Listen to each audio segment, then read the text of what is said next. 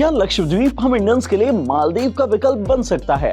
जी हाँ, लक्षद्वीप। क्योंकि जैसे ही पीएम मोदी ने लक्षद्वीप की सैर की है और जैसे ही मालदीव्स ने भारत से रिश्ते खराब किए हैं, सोशल मीडिया पर इस बात की चर्चा होने लगी है कि क्या लक्षद्वीप हम इंडियंस के लिए अगला मालदीव हो सकता है। इस वीडियो में बात करेंगे इसी मुद्दे पर कि क्या लक्षद्वीप मालदीव का विकल्प बन सकता है और भारत की नाराजगी मोल लेने के बाद मालदीव को कितना नुकसान उठाना पड़ सकता है। Hello everyone, I am Himanshu and you are watching Uncut. Maldives हम इंडियंस के बीच काफी पॉपुलर टूरिस्ट डेस्टिनेशन है। आपको जानकर हैरानी होगी कि मालदीव पहुंचने वाला हर छठवां टूरिस्ट भारत से होता है। यहाँ तक कि कोरोना के टाइम पर भी हम इंडियंस ने मालदीव को नहीं छोड़ा था और यहाँ घूमने पहुंचे थे, लेकिन मालदीव की नई सरकार ने इसकी इज्जत नहीं की है। जी हाँ, 9 सितंबर साल 2023 को जब मालदीव के नए राष्ट्रपति मोहम्मद मोइज़ू ने शपथ ली और अपना पहला भाषण दिया, तो उसी में ही मोइज़ू ने उस इंडियन आर्मी को मालदीव से निकालने की बात कर दी जो बीते 40 सालों से उन्हें सिक्योरिटी दे रही है। और जब पीएम मोदी लक्षद्वीप की सैर करने पहुंचे और लोगों से लक्षद्वीप घूमने आने की अपील की, तो मालदीव के 3 मंत्रियों ने पीएम मोदी और हम इंडियंस का सोशल मीडिया पर मजाक उड़ाया। उन्होंने कहा कि लक्षद्वीप कभी भी मालदीव्स की तुलना नहीं कर सकता है। एक ने कहा कि हम इंडियंस जिस भी रूम पर रुकते हैं उससे बदबू आती है। एक ने तो हमारे देश के प्रधानमंत्री को जोकर तक कह दिया।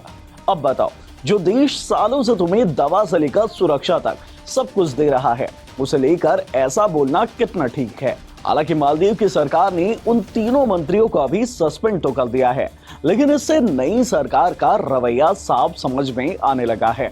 हम जानते हैं कि नए राष्ट्रपति चीन का समर्थन करते हैं और अब ये मालदीव में चीन को चाहते हैं, ना कि भारत को।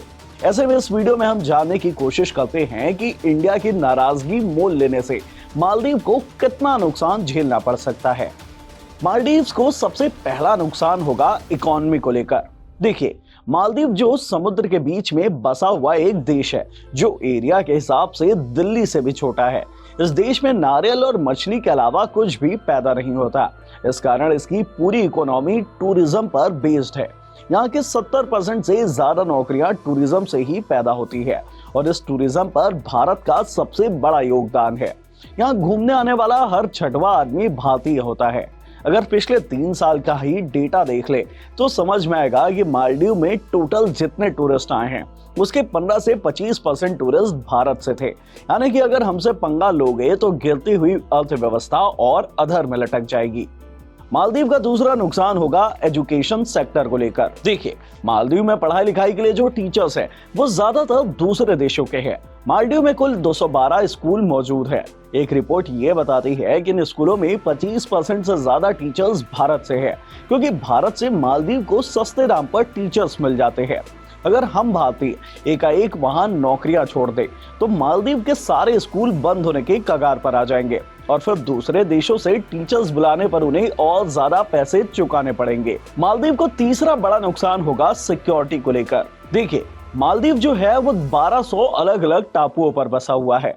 हालांकि इनमें से ज्यादातर टापुओं पर कोई नहीं रहता है, लेकिन जब साल 1988 में आतंकवादियों ने मालदीव में सत्ता पलटने की कोशिश की थी, तो इंडियन आर्मी ने ही वहां की सरकार बचाई थी। आज 40 साल हो गए, तब से अब तक इंडियन आर्मी मालदीव में मौजूद है और उन्हें सुरक्षा देती आई है। इंडियन आर्मी ने मालदीव को 2 हेलीकॉप्टर और डोर्नियर प्लेन भी दिया है ताकि मालदीव की समुद्री इलाकों की सुरक्षा की जा सके। इन सभी चीजों के अलावा भी मालदीव के लोग बड़ी बीमारियों के इलाज के लिए इंडिया पर डिपेंडेंट है। हर साल हजारों मरीज मालदीव से भारत इलाज कराने आते हैं। भारत भी समय समय पर मालदीव को दवाएं और वैक्सीन दान करता रहता है। मालदीव में स्पोर्ट्स को बढ़ावा देने के लिए भारत ने $4 करोड़ दिए हैं। कई बार लोन भी दे चुका है, लेकिन बावजूद इसके मालदीव का रवैया भारत के खिलाफ होता जा रहा है। ऐसे में पीएम मोदी की अपील के बाद लोगों ने लक्षद्वीप को मालदीव का सबसे अच्छा और बेहतर विकल्प बताना शुरू किया है। तो चलिए आपको लक्षद्वीप के बारे में बताते हैं और जानने की कोशिश करते हैं कि कैसे मालदीव से अच्छा विकल्प हमारे लिए लक्षद्वीप बन सकता है। सबसे पहली बात तो ये है कि लक्षद्वीप जो है वो मालदीव से ज्यादा पास है और यहाँ घूमने से देश का पैसा देश में ही रहेगा, विदेशों में नहीं जाएगा, बल्कि ये विदेशी टूरिस्ट को यहाँ आने के लिए अट्रैक्ट करेगा और इससे हमारी इकोनॉमी को और ज्यादा फायदा होगा। अब अगर मालदीव से कंपैरिजन की बात करें तो देखिए, मालदीव को लेकर जो हाइप बनाई गई है वो उसके सफेद रेत वाले समुद्री तटों को लेकर है और नीले पानी वाले समुद्र को लेकर। अब लक्षद्वीप में ये चीजें उससे कहीं ज्यादा बेहतर मौजूद है। लक्षद्वीप में टूरिज्म कम होने के कारण उसके समुद्री तट अब भी अनएक्सप्लोर्ड है और मालदीव की तुलना में काफी साफ सुथरे भी हैं। यहाँ पर भी पानी नीला है और बीच में सफेद रेत मौजूद है, जो फोटोग्राफी के लिए एक बेहतर डेस्टिनेशन साबित हो सकती है।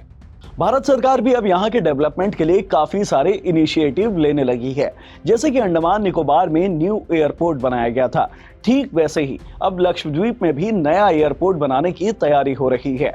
यहाँ डिफेंस जोन बनाया जा रहा है, जिसमें फाइटर जेट भी तैनात किए जाएंगे और जल्द ही ये जगह मालदीव से अच्छा टूरिस्ट हेवन बन जाएगा।